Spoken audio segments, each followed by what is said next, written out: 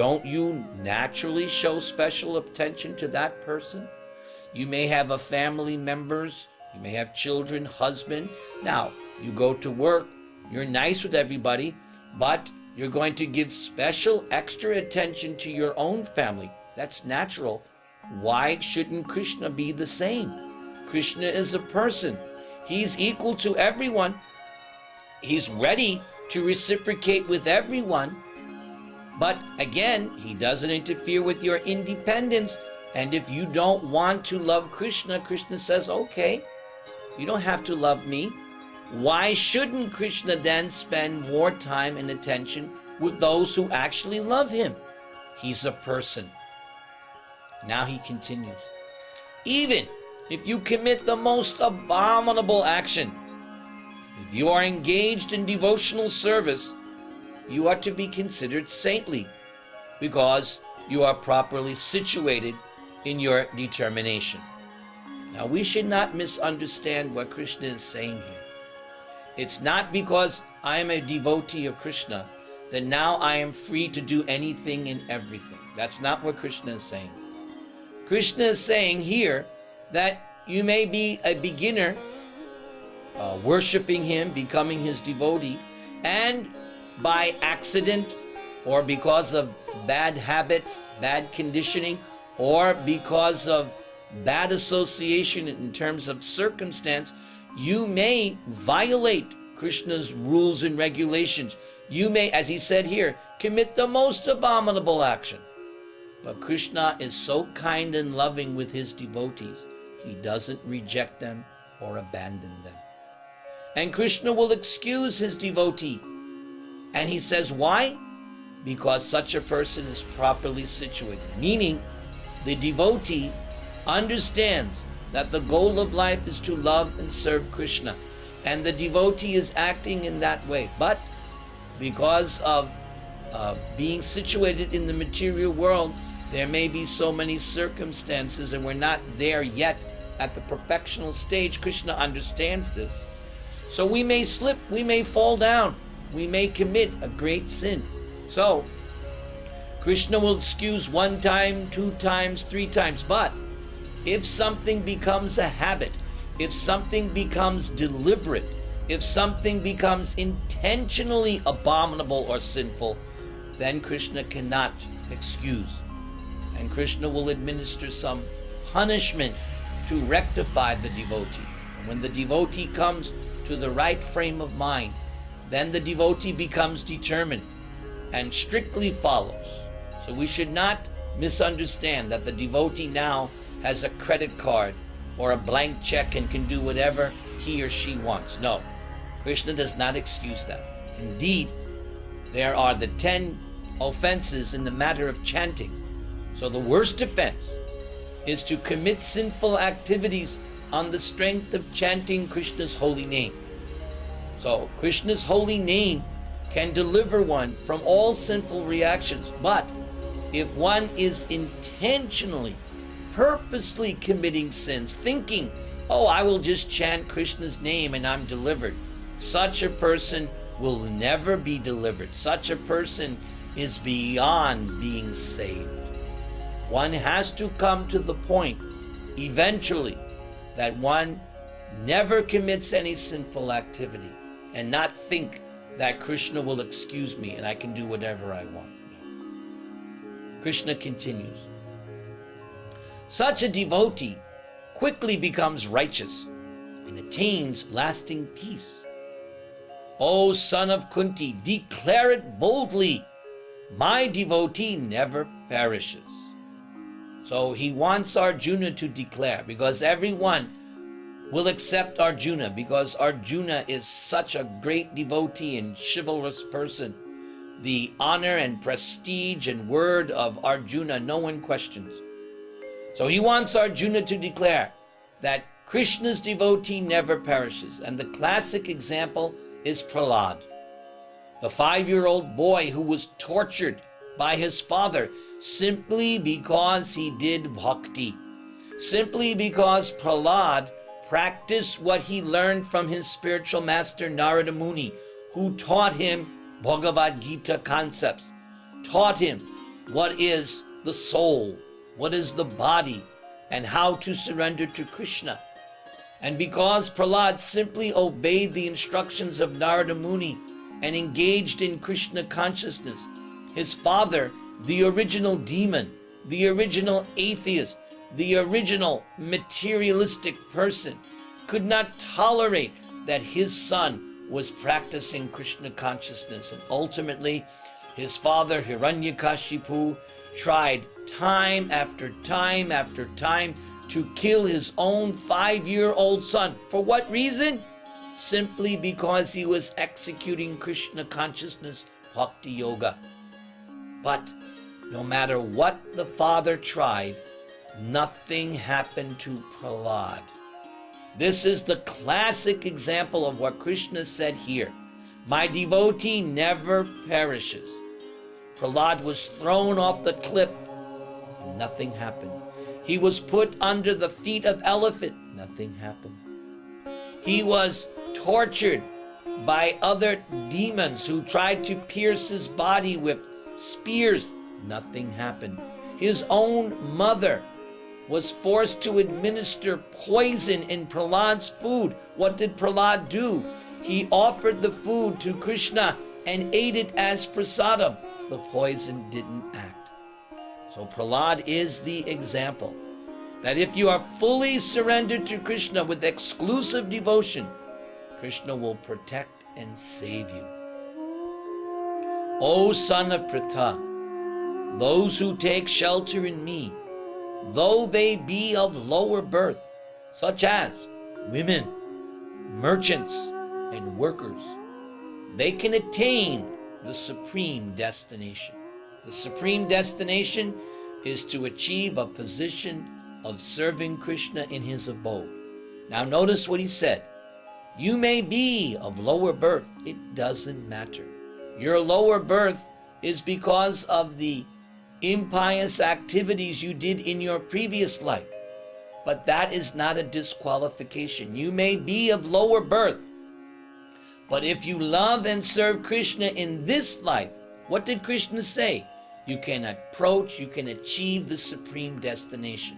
Yes, Srila Prabhupada, the founder Acharya of ISKCON, would always say when he initiated the disciple, that if you chant 16 rounds of the Hare Krishna mantra and strictly follow the 4 regulative principles, then you can go back home, back to Godhead in this lifetime. It doesn't have to be in a future life. It can be in this lifetime. So if you sincerely chant Hare Krishna, Krishna Krishna, Hare Hare, Hare Rama, Rama Rama, Hare Hare, and strictly give up meat eating, intoxication, illicit sex, and gambling, then you have every possibility of entering the abode of Krishna at the end of this lifetime. So it doesn't matter. For instance, Krishna mentioned whether you're born of a lower birth. In the Sanskrit, the word is used, papayonaya.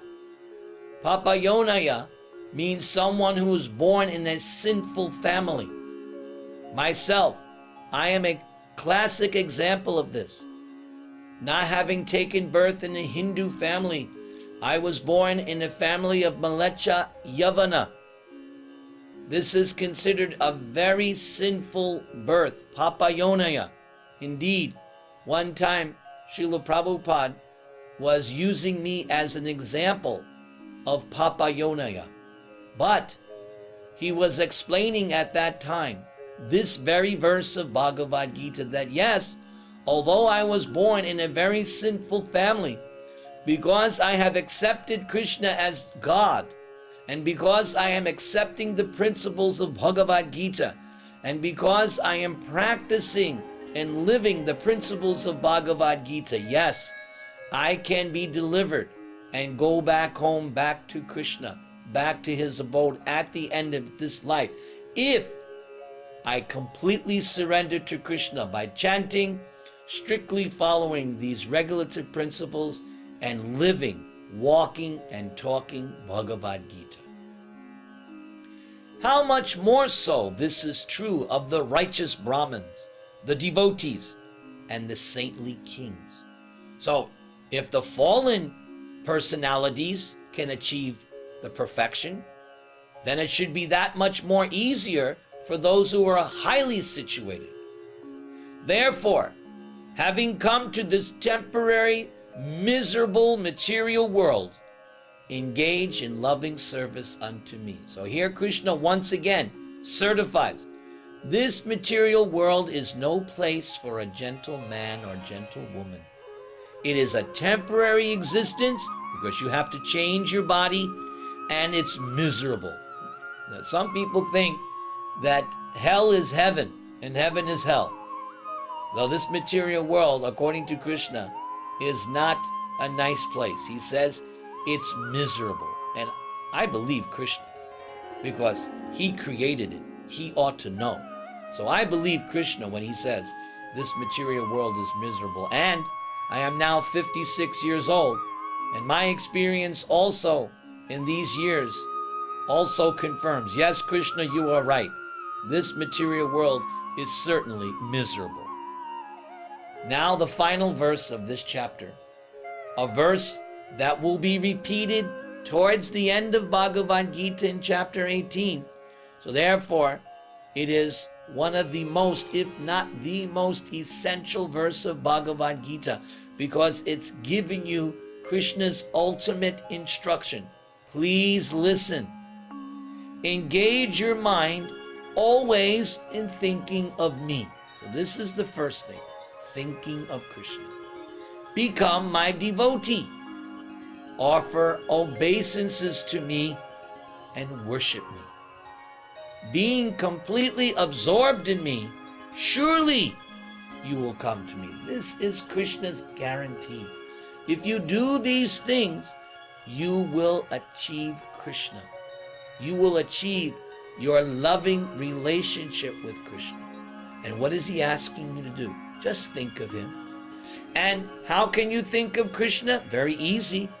You can chant the Maha Mantra, Hare Krishna, Krishna Krishna, Hare Hare, Hare Rama, Rama Rama, Hare Hare.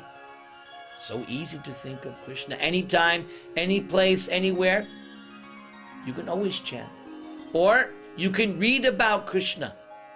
By reading about Krishna in Bhagavad Gita or Srimad Bhagavatam, you're remembering Krishna, seeing Krishna in the pages of these books. Everyone can worship Krishna by installing the deity in their home or going to the temple. Everyone can bow down to Krishna. It's not difficult. Krishna says it is joyfully perform all these activities, thinking of Krishna, remembering Krishna, worshiping Krishna, hearing about Krishna. Easy. And what will you get in return? You will get Krishna. Therefore, the essence of Bhagavad Gita, spoken in this verse, is that one should become Krishna's devotee. And we already explained that. Becoming Krishna's devotee simply means do everything for Krishna. When you get up in the morning, begin your day by offering it to Krishna. My dear Lord, I offer this day to you. Or even more simply, throughout the day, as much as possible, you can think and remember Krishna simply by chanting his name. Why don't you chant along with me right now, everyone who's watching this DVD? Hare Krishna, Krishna Krishna, Hare Hare, Hare Rama, Rama Rama, Hare Hare. And that ends chapter 9 of Bhagavad Gita as it is.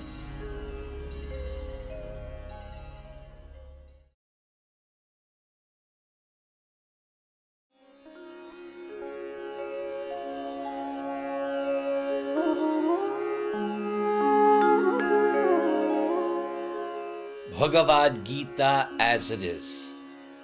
Chapter 10, which has 42 verses, is entitled The Opulence of the Absolute.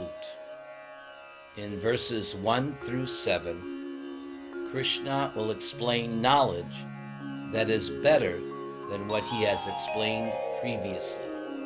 Let us listen. the Supreme Personality of Godhead said, "Listen again, O mighty armed Arjuna, because you are my dear friend. For your benefit I shall speak to you further, giving knowledge that is better than what I have already explained. Neither the hosts of demigods nor the great sages know my origin or opulences, for in every respect I am the source of the demigods and sages." So this is important, that Krishna's existence is before and prior to the existence of the material world. The material world goes through phases of creation, maintenance, and dissolution. And that includes the demigods and the sages. So while all this is going on, Krishna is still existing in his realm. He continues, "One who knows me as the unborn, as the beginningless, as the Supreme Lord of all the worlds, that person only who is undiluted among everyone is freed from all sins."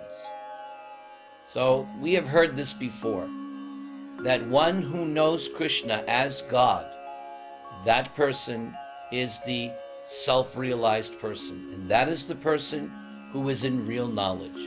Simply accepting Krishna as the Supreme Lord, as the God of all gods, that person is accepted by Krishna as the knower of everything. And we will see this repeated throughout Bhagavad Gita, especially in chapter 15.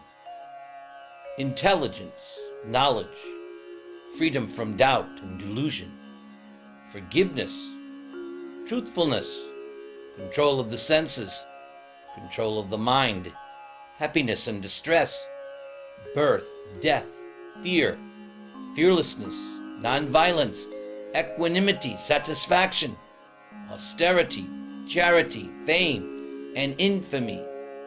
All these various qualities of living beings are created by me alone. So this has been a recurrent theme of Bhagavad Gita, that nothing is separate or independent of Krishna.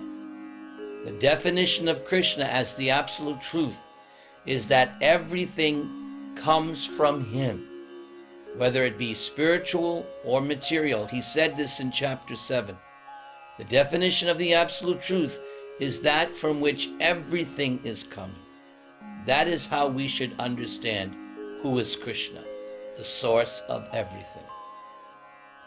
The 7 great sages, such as Atri, Kratu, Pulastya, Gautam, Marichi, Vashishta, and Bhrigu Muni, and before them the 4 other great sages, Sanaka, Sanatan, Sananda, and Sanat Kumar, and the Manus, who are the progenitors of mankind, come from me, born from my mind. And all living beings populating the various planets descend from them. This will also come up in chapter 14, when Krishna will explain that he is the seed-giving father of all living entities. So here we see in Bhagavad Gita the concept of God as the Father, which is common to almost every religion, is also explained here in Bhagavad Gita, that Krishna, or God, is the Father of all species of life. Krishna continues, "One who is factually convinced of this opulence and mystic power of mine engages in unalloyed devotional service. Of this there is no doubt." Now this is very significant, because if you truly understand this Bhagavad Gita, there can only be one resolute conclusion: that one should surrender and engage eternally in Krishna's service. If one reads Bhagavad Gita and understands it, how can then one refuse to surrender and serve Krishna? So the real proof of one who has understood Bhagavad Gita is that one is engaged eternally in Krishna's service. Now we come to one of the most essential parts of Bhagavad Gita. Verses 8 through 11 are the 4 nutshell or seed verses of the Bhagavad Gita. So therefore I urge you to please follow along very carefully.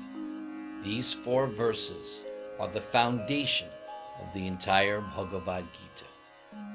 Krishna now says, I am the source of all spiritual and material worlds. Everything emanates from me. So here is the definition of the absolute truth. The wise, who perfectly know this, engage in my devotional service and worship me with all their hearts. So this is what I said just previously. The proof that one understands Bhagavad Gita is that one surrenders and one engages in Krishna's service. And Krishna said that the wise do this. Yes, this is the mark of intelligence, that one surrenders to Krishna. And notice he said, with all their hearts. That is also a symptom of a surrendered soul. There are no reservations. One is completely, fully surrendered. Now the second of the 4 nutshell verses. The thoughts of my pure devotees dwell in me. Their lives are fully devoted to me and my service, and they derive great satisfaction and bliss from always enlightening one another and conversing about me. So here is the proof that the pure devotee actually loves God.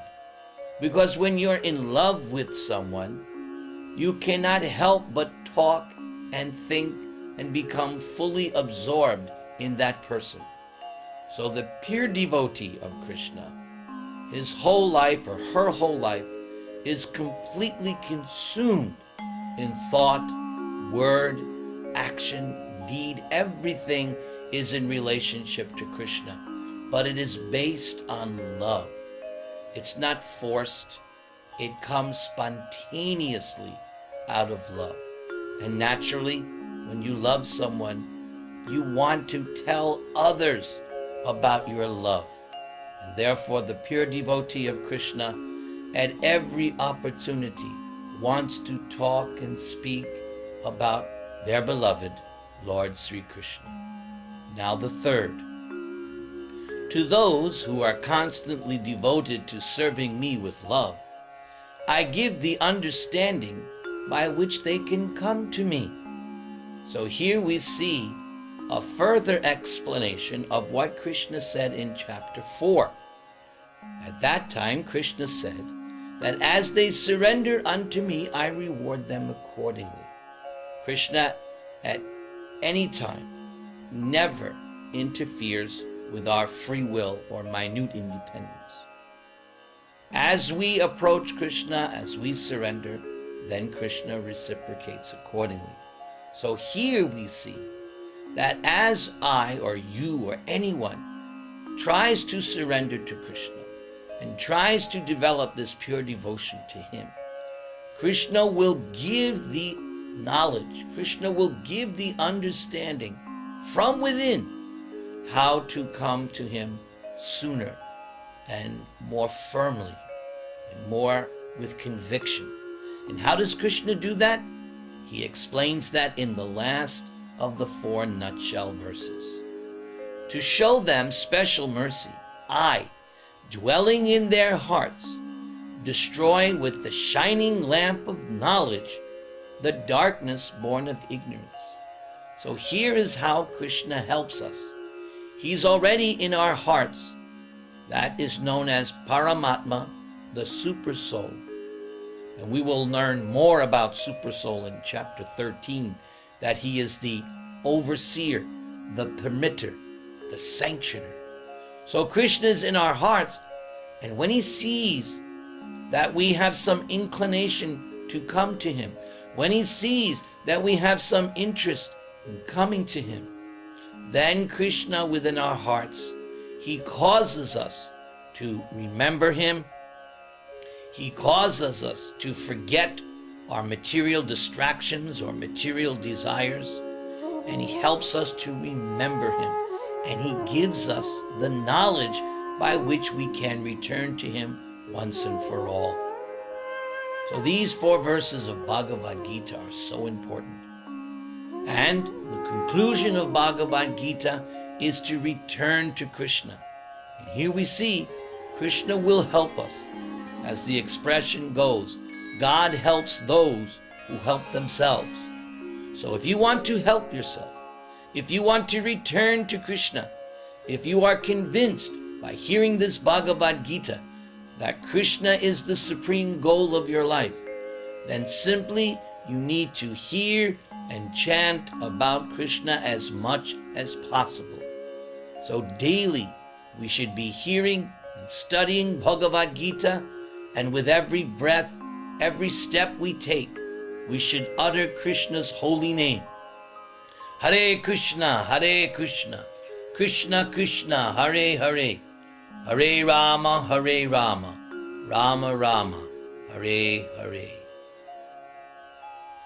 In the next section, verses 12 through 18, Arjuna requests Krishna to see his opulences because he accepts Krishna as God.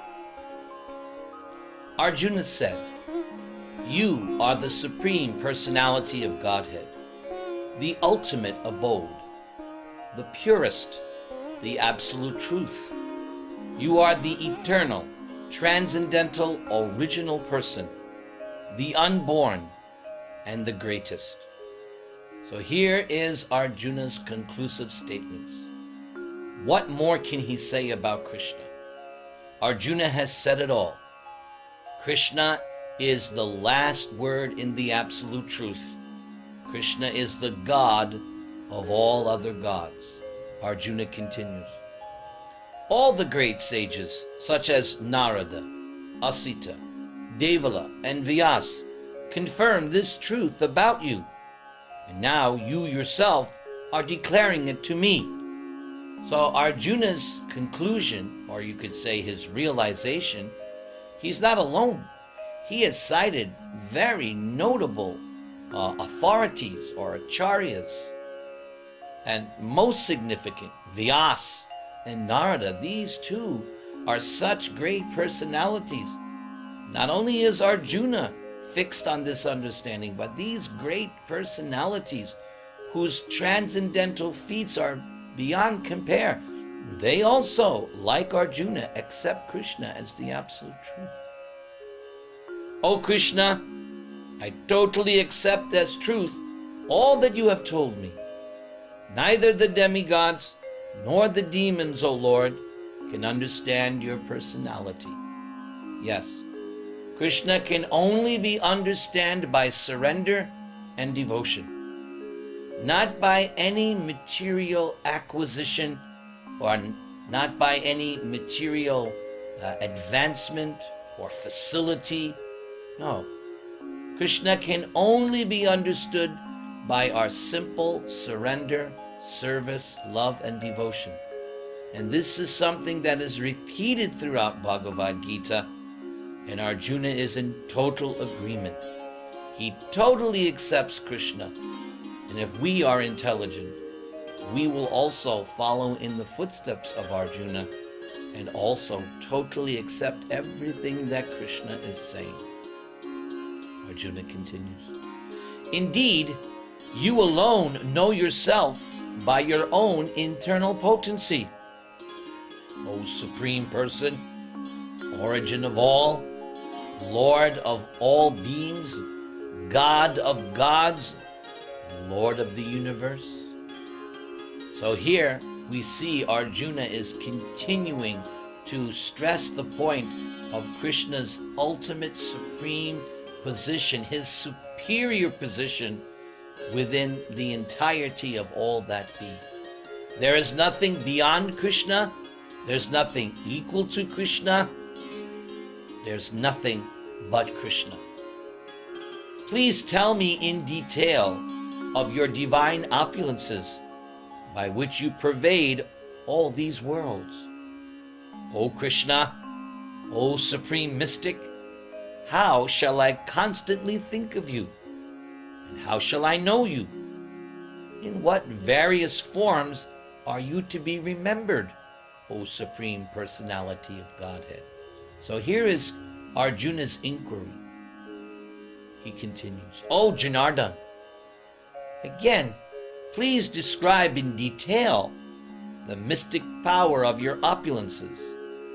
I am never satiated in hearing about you, for the more I hear, the more I want to, and I want to taste the nectar of your words. So Arjuna has heard in Bhagavad Gita previously, in such chapters as 7 and 9, some of Krishna's vibhutis, or opulences within this material world. Now he wants to know further in detail these vibhutis. And very significant here, Arjuna has said that the more I hear, the more I want to hear. This is the nature of transcendental sound vibration. This is the nature of studying transcendental literature. It is not like material books of knowledge. The way it works is, because it is spiritual, it is increasing at every moment.